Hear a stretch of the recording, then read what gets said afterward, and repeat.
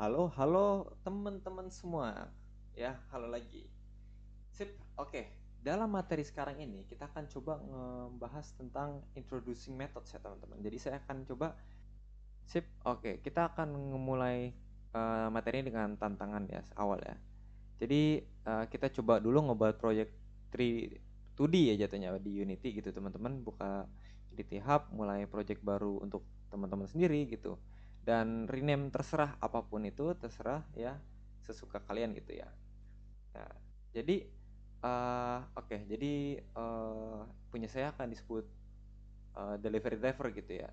Tapi teman-teman bisa panggil apa saja ya, panggil mau dipanggil apa aja ya, terserah gitu teman-teman.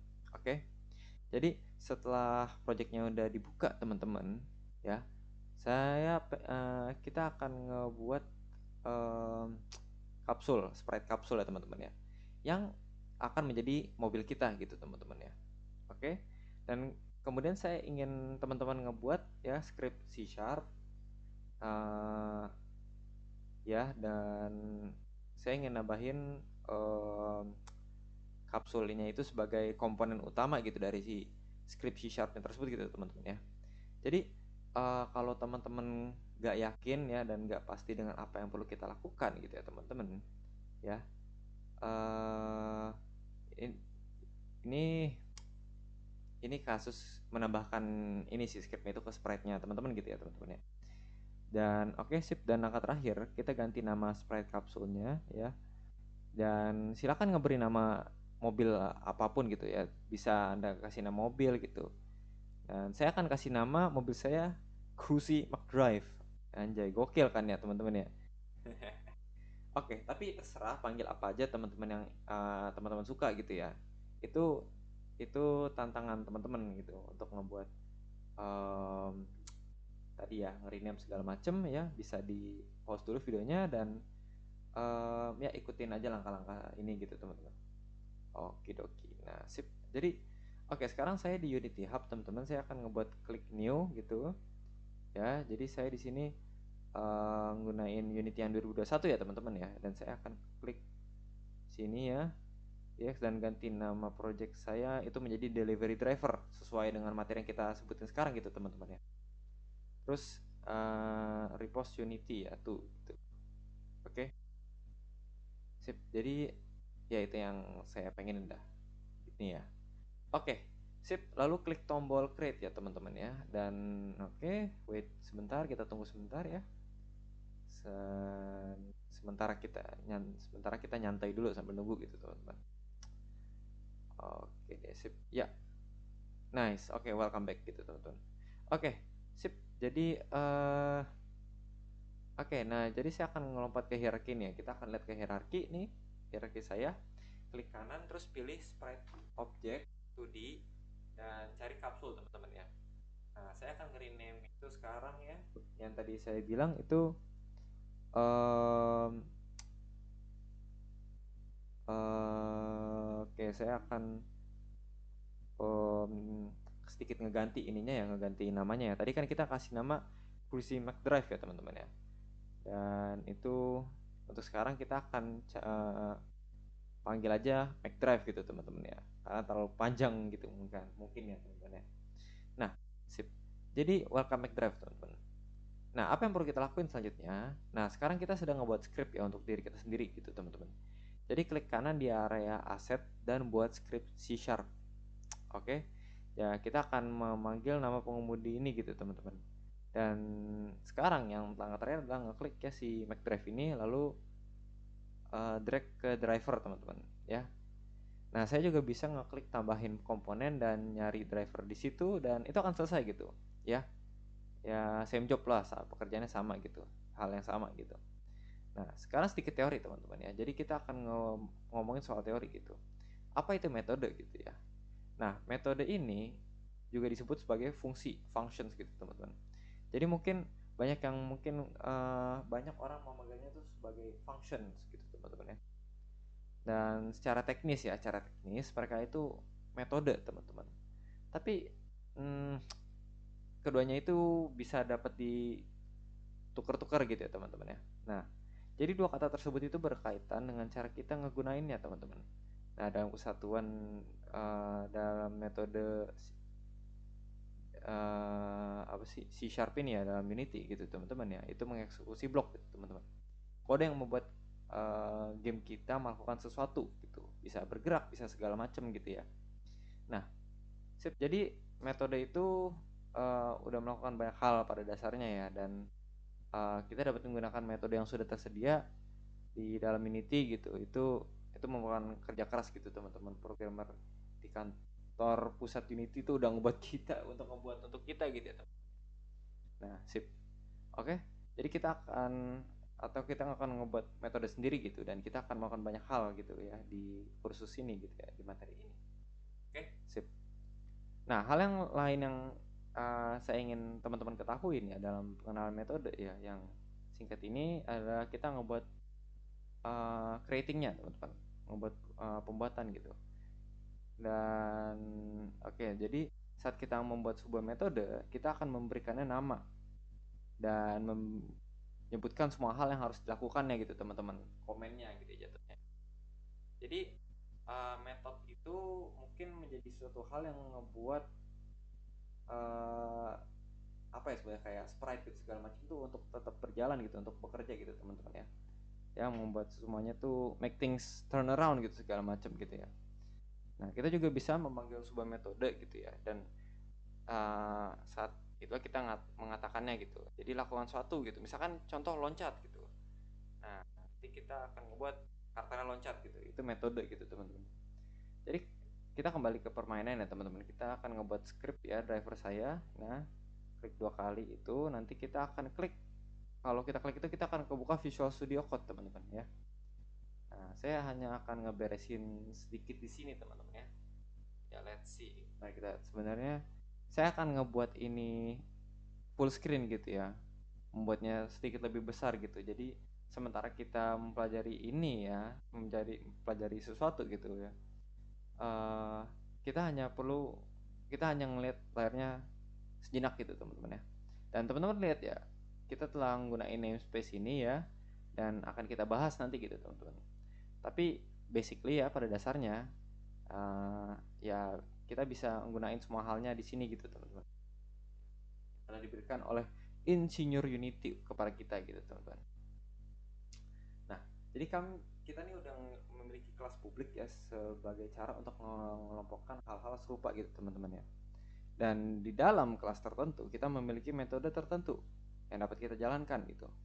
Dan habis itu kita kembali ya ke bintang pertunjukannya, dan kita akan memperbarui gitu teman-teman. Jadi kita juga memiliki beberapa komentar di depan start di sini teman-teman ya. Nah, teman-teman bisa mengetahui bahwa itu adalah komentar karena warnanya hijau teman-teman ya. Tetapi juga ada garis miring ganda di bagian atasnya. Nah, di bagian atasnya start gitu teman-teman ya. Oke, sip. Jadi teman-teman bisa menggunakan komentar apapun ya yang teman-teman ingin nekanin garis miring ganda dan bilang ini ya segala macam gitu ya, ini sebagai komentar gitu teman-teman. Nah, itu cara untuk membuat komentar, oke, dengan garis miring 2 gitu ya teman-teman. Ya pretty handy lah jatuhnya gitu. Nah, sip. Oke. Tapi untuk sekarang kita nggak perlu komentar khusus ini gitu ya. Jadi saya akan menghapusnya untuk saat ini ya teman-teman ya. Ya, kita akan coba keep it clean gitu teman-teman ya. Oke, sip. Nah, tapi secara umum ya saya nggak ambil pusing gitu, saya akan ninggalin aja mereka di sini gitu teman-teman, kita nggak apa-apain gitu teman ya. Oke, jadi start dan update gitu teman-teman, ini adalah metode khususnya gitu teman-teman. Mereka itu callback ya, panggilan balik gitu. Jadi sekarang kita nggak perlu ya ngegali lebih dalam tentang callbacks, apa itu callbacks gitu teman-teman ya. Tapi yang saya ingin teman-teman pahamin adalah saat ini Unity Engine ini adalah sistem ya, dan sistem Unity itu bagaimana cara dia nge-execute, menjalankan ya gamenya gitu, untuk ya call, start, dan update gitu.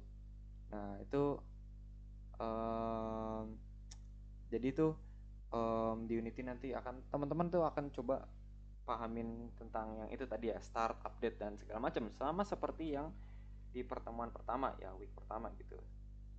Nah, kan kita coba ini lebih banyak gitu di sini gitu teman-teman ya. Oke, sip. Jadi oke, ini kan ada start ya teman-teman ya. Nah, pertanyaannya, kapan dikatakan semuanya tuh start teman-teman? Ya, when all the things start gitu teman-teman. Jadi saat kita pencet klik play teman-teman ya, kita pencet klik play dan ya itu dimulai gitu. Ya apapun yang dimulai gitu di dalam script atau segala macam scene itu akan mengeksekusi gitu ya, akan menjalankan, itu akan ngeran dan ya itu akan ya dengan sebutannya kayak ngejalankan lah eksekusi tersebut gitu ya. Nah jadi dan kemudian kita mempunyai update teman-teman ya. Jadi update ini itu um, terjadi setiap frame ya teman-teman ya. Dengan kata lain kayak kalau start itu kan di awal gitu, tapi kalau di update itu dia akan terus-terusan gitu, dia akan terus-terusan bergerak segala macam gitu teman-teman. Dia akan terus menjalankan kodenya tersebut ya. Oke. Setiap every single frame ya, setiap frame yang kita game ini lagi jalankan gitu ya, kita mempunyai banyak banget frame yang uh, running gitu ya, setiap setiap detik gitu teman-teman. Jadi itu adalah contoh dari update ya teman-teman ya. Jadi dia akan setiap detik, setiap ini frame dia akan tetap menjalankan gitu. Beda dengan start yang hanya menjalankan di awal gitu teman-teman. Oke, yuk kita kembali ke Unity dan lihat apa yang kita lakukan di sini ya. Nah, saya akan kembali ke mobilnya ya si ini ya, Cruzy ini. Lalu klik W ya untuk menggerakkan si Cruzy ini ke samping gitu. Karena saya nggak suka dia cuman diem doang gitu teman-teman ya di bawah kamera sini gitu teman-teman. Oke, nah apa yang kita akan gunakan ini? Apa yang kita akan lakukan adalah memutar si Cruzy ini menggunakan kode teman-teman ya. Jadi kita akan menggunakan kode untuk membuat si Cruzy ini bergerak. Oke, dan jika teman-teman lihat kita udah sedikit memainkan ya di sini ya. Dan kita mempunyai posisi up, down, left, itu right segala macem. Oke. Dan kita juga punya rotasi kita teman-teman ya, rotation gitu. Nah, kita pengen ngerotate itu ke Z ya, atau Z axis gitu, sumbu Z gitu ya. Dan bagaimana cara saya mengetahuinya itu? Saya pergi ke X dan play around gitu. Saya akan coba bermain-main di sini. Lalu saya pergi ke Y dan pergi ke Z gitu ya. Dan Z lah yang melakukannya gitu, yang membuat kita bisa ngerotate gitu teman-teman. Nah, di sisi lain ya teman-teman bisa lihat ya, kalau misal kita ngerotasikan ini ya di sekitaran hijau ya, itu akan itu akan ngero itu akan ngerotate teman-teman ya, dan berputar seperti gitu gitu. Dan jika kita ngerotate ini ya, yang merah atau yang mana aja itu, Z itu akan pergi ke ini, akan masuk ke dalam world ya, dan dia akan berputar sekitaran Z axis, sumbu Z ya jatuhnya ya. Nah, bagaimana saya tahu hal itu nyebar ke world gitu teman-teman ya? Bagaimana kita bisa ngeliatnya? Nah, ini ada sedikit trik licik ya untuk teman-teman di sini ya. Jadi di scene Windows kita teman-teman lihat kan ada 2D buttons ya, ada tombol 2 dimensi gitu teman-teman. Kalau teman-teman klik ya tombol 2 dimensi tersebut, itu akan mengubah tampilannya dari 2 dimensi menjadi 3D. Iya, betul. Teman-teman ngebikin game 2 dimensi segala macam itu sebenarnya tuh dalam posisi dunia 3D gitu teman-teman. Hanya saja memang ya diinin lah, disesuaikan gitu ya teman-teman ya. Jadi saya akan coba klik sini ya, klik kiri di sini, dan saya akan coba ngerotate ya teman-teman ya. Dan yang teman-teman lihat ya, di sini ada Z dan Z axis gitu yang berputar dalam world kita gitu teman-teman. Kalau kita ngemutarnya, ngerotate-nya gitu teman-teman ya, saya akan mencet tombol E gitu. Ya teman-teman lihat kalau saya tuh ngerotasikannya itu sekitaran biru gitu ya, yang dimana dia tuh ngerotate sekitaran Z gitu. Dan juga sedikit gitu ya teman-teman, di Unity itu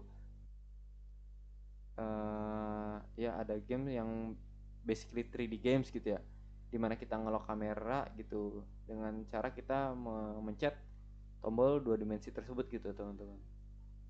Ya oke, dan di sini kita hanya menggerakkan benda pada sumbu X dan Y. Kenapa? Karena kita akan membuat game 2 dimensi teman-teman. Oke. Nah, hal selanjutnya yang akan saya akan tunjukkan kepada teman-teman ya untuk saat ini adalah memutar gitu. Kita akan ngerotate ya, cruise ini ya, rotate kayak gini ya. Oke deh, jadi kita ngebuat posisi dunia itu berada di direction X ya, direction horizontal jatuhnya teman-teman. Nah, kalau misal saya akan coba nge-undo ya, ngebatalin angka itu, saya akan naik ke atas sini dan lihat di mana itu dikatakan global. Jadi kalau misalkan saya klik global ke lokal gitu teman-teman ya, dari global ke lokal, saat saya memutarnya gitu, teman-teman tuh bisa ngeliat bahwa panah hijau itu tetap berada di depan teman-teman ya, relatif terhadap objek, karena kita tuh telah memutar objek tersebut ya. Objeknya itu kayak ya ini bagian depan gitu, jadi saya ke arah ini gitu loh. Jadi kita udah memberikan instruksi pada objek bahwasannya tuh dia harus ke depan dan dia akan ngikutin gitu ya teman-teman ya. Nah, sip. Jadi kalau misalkan kita kalau kita memutarnya ya sedikit lebih jauh gitu, kita rotate ya. Jadi karakternya itu akan berkata bahwasannya arah depanku tuh ke sana gitu ya. Kenapa? Karena jadi di tiap sprite itu dia punya arah pandangannya dia gitu. Misalkan ke kanan, ke kiri segala macam gitu. Dia akan melihat gitu arah pandangan dia tuh kemana gitu, dan dia akan pergi ke depan gitu ya. Nah, itu adalah konsep yang berguna untuk kita miliki gitu, agar kita bisa melihat ke arah mana mobil kita tuh menghadap gitu saat kita berkendara gitu ya, di hal-hal sekitar gitu. Nah, jadi yang teman-teman bisa lihat, saya memutar sesuatu di sini ya, hanya dengan ngeklik dan nge-drag gitu ya tuh. Ya, kita akan coba drag and drop dan mengubah nomornya. Nah, di sini jika teman-teman ingin ganti, teman-teman bisa ngegantinya. Misalkan 45 derajat ya. 45 bumps ya. Dari sudut 45 derajat gitu. Nah, bagaimana kita melakukannya dalam kode gitu. Jadi mari kita ke nol dan kembali ke script kita, teman-teman. Dan di sini gitu, saya akan pergi ke kode ini menggunakan metode. Oke. Nah, metode yang mana? Jadi, nah cara ini nih akan berhubungan dengan komponen transformasi, teman-teman. Jadi saya akan mulai dengan mengetikkan transform dengan huruf T titik kecil gitu teman-teman ya. Dan yang teman-teman lihat sekarang di Visual Studio berkata kepada kita nih, hey ini ada banyak yang bisa teman-teman dapetin gitu kalau teman-teman menggunakan sesuatu di dalam kelas transformasi gitu ya. Kita dikasih tips and trick gitu jatuhnya gitu loh. Nah, tapi nanti kita akan bahas ini di lain ya, di kelas selanjutnya gitu teman-teman. Nah, tapi kita menggunakan kelas transform gitu. Ini juga berkaitan dengan komponen transformasi di sini teman-teman ya.